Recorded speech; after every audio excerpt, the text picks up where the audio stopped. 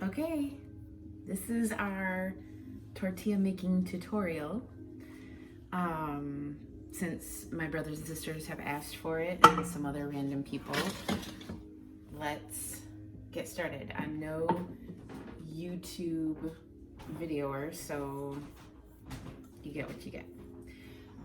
So all that you're gonna need, so to make a dozen tortillas, we use 3 cups of flour, baking powder, salt, and I use vegetable oil, canola oil. This is kind of not the way Grandma would make it, but this is how we do it. It's a little bit healthier. I say a little bit because it's just a little bit healthier. So you start with 3 cups, and I do use my KitchenAid mixer to make it. I use my bread hook attachment for the whole thing. So I start with 3 cups of flour.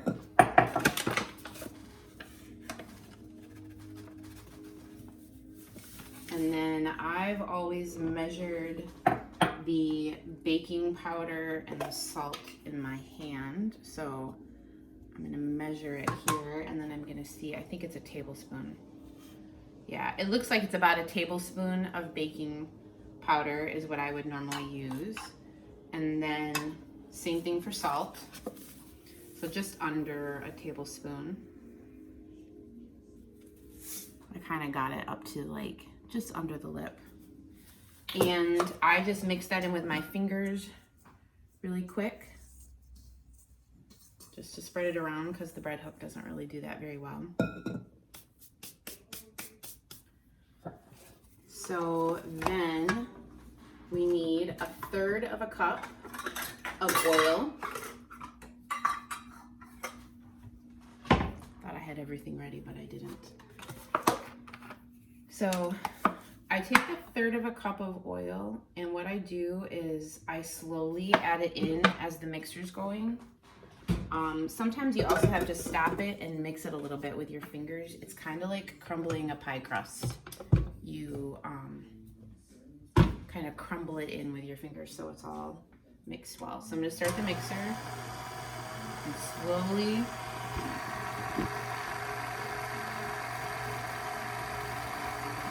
see that, but you just kind of slowly add your oil.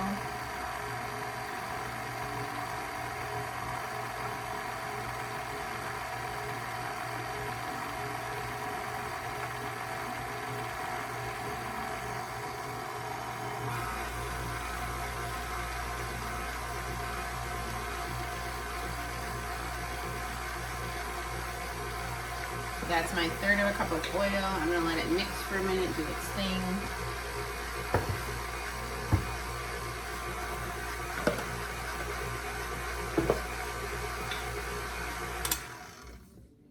Now, just to help it, I'll show you, it didn't quite mix. It kind of mixes just in the middle. So you kind of take your hand and you crumble it in all over the place so that it's kind of evenly crumbled.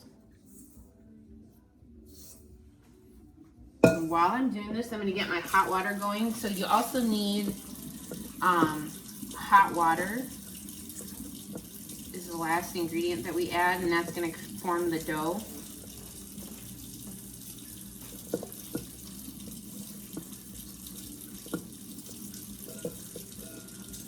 So you can kind of see like it's becoming much more like a pie dough, a pie crust, where it's all crumbly instead of none of it's really soft like the flour.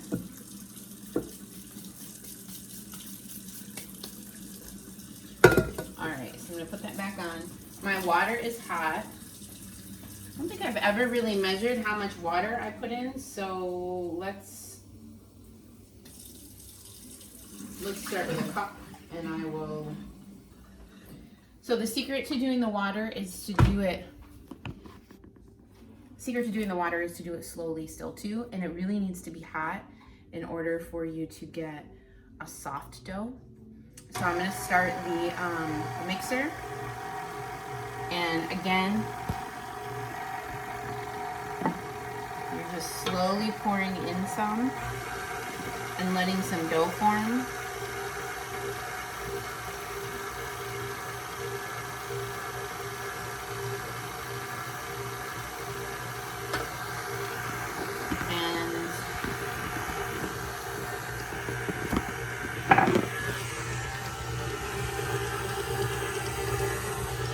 Here.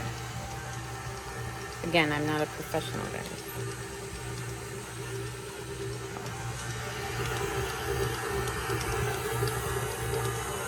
You can kind of see the dough is starting to form. I'm going to add more water. I'll show you when it's done. I think I'm going to need, so I used a cup of water. Like I said, I'm not used to using a recipe. I'm going to use a little bit more.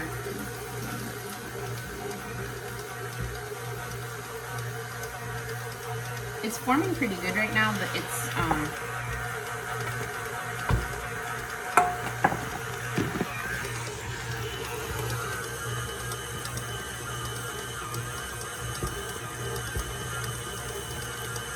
so it looks like that formed. I wouldn't say it's much more than a cup of water. I just like added a drop more. So now what I'm going to do is I'm going to let the mixer beat it for a little while. If this was grandma making it, she would have told you you have to knead it until it's as soft as a baby's butt. But I'll let the KitchenAid do the work for me. In the meantime, so to cook a tortilla, we use a comal. It's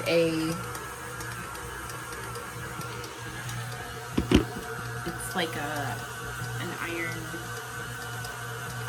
flat plate.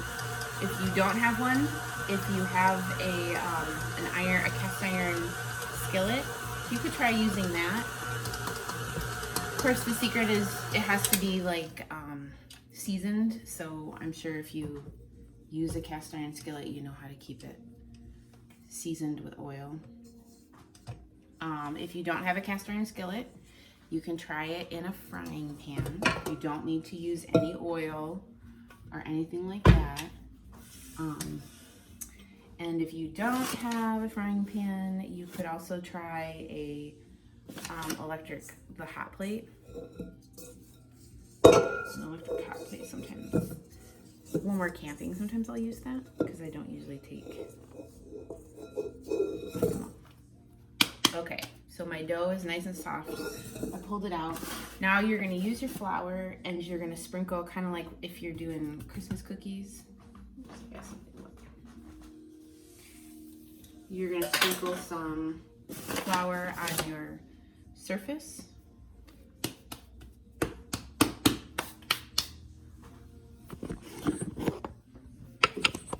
So I sprinkled some flour on the surface and then I just put my dough in it and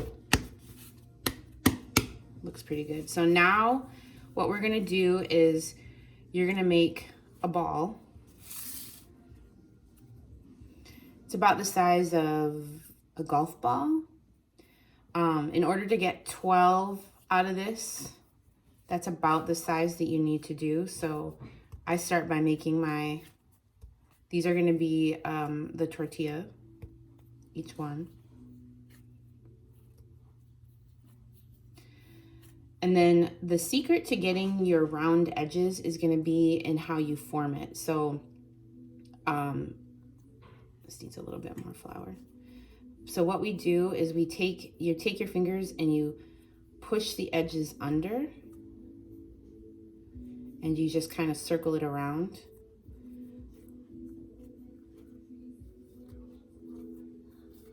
And it eventually kind of looks like, the top looks like this, nice and smooth. The edges are smooth. That's gonna help your edges be smooth. The bottom has a little pucker, kind of like a dumpling. But that's gonna be what you're gonna wanna do for each of these. So you take your fingers, you take them around the edge and you push in under the bottom, right in the middle.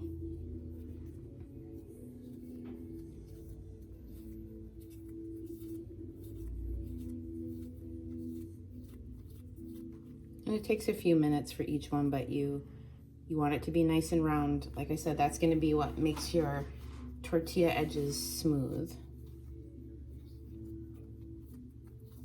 Now, rolling, I won't make you watch me do all of them, but rolling is a little tricky. You want not too much flour, but you want enough that you're gonna be able to move it.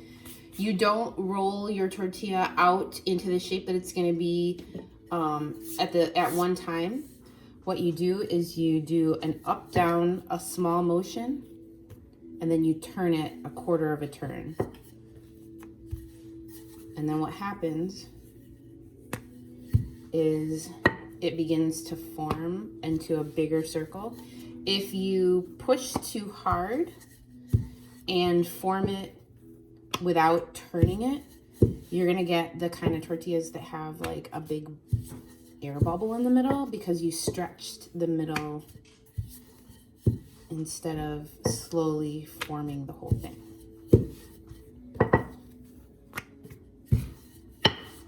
This is what takes the most time, is the rolling. The dough takes no time at all to make. Okay, so I've got it formed. Now I'm gonna move it over to my camal to start cooking. And while that's cooking, I'll roll another. So it's just slowly making every time that you turn it, it's getting a little bit bigger, but not a whole lot.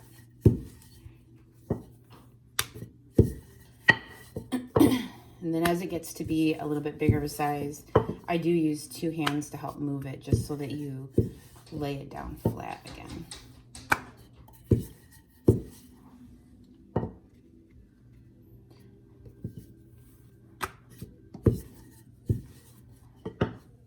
Now let me show you. So I have one cooking. It's starting to get a little bit of a bubble. The first one is usually a little bit lighter on the outside. You see how light that is? But the bubble is kind of an indication that it's ready to get flipped. So my camal I put on my stove, it's an 8. I think it's kind of just between medium and high, so like a medium-high heat. I use that for the first few tortillas, and then as they begin to get darker, you'll notice that it's ready to get turned down. I turn mine down to a 6, which is like a medium, my stove.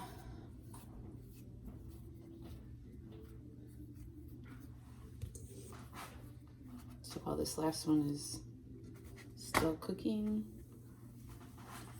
so this one I just flipped again. It's kind of lighter on both sides because the camal is still warming up, but this is cooked. So I'll put it in my,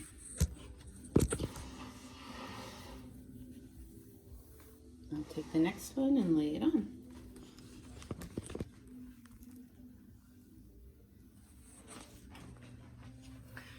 So I'll work on the rest of these, and that's pretty much it. Like I said, the longest part is getting your dough formed. Oh, this is a better angle. You can probably see what I'm doing.